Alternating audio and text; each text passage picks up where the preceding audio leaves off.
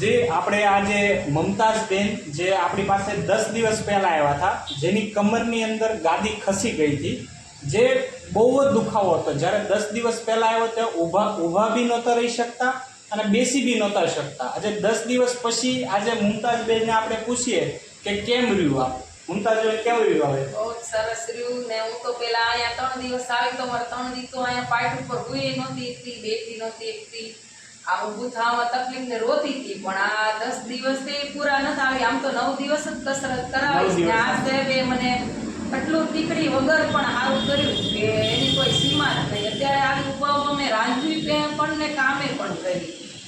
બહુ સારું લાગ્યું કે વગર ઓપરેશને ને મને વગર ઓલે બહુ સારું કર્યું ને મને એમ થયું કે આવું તો ક્યાંય બની ન શકે એમ.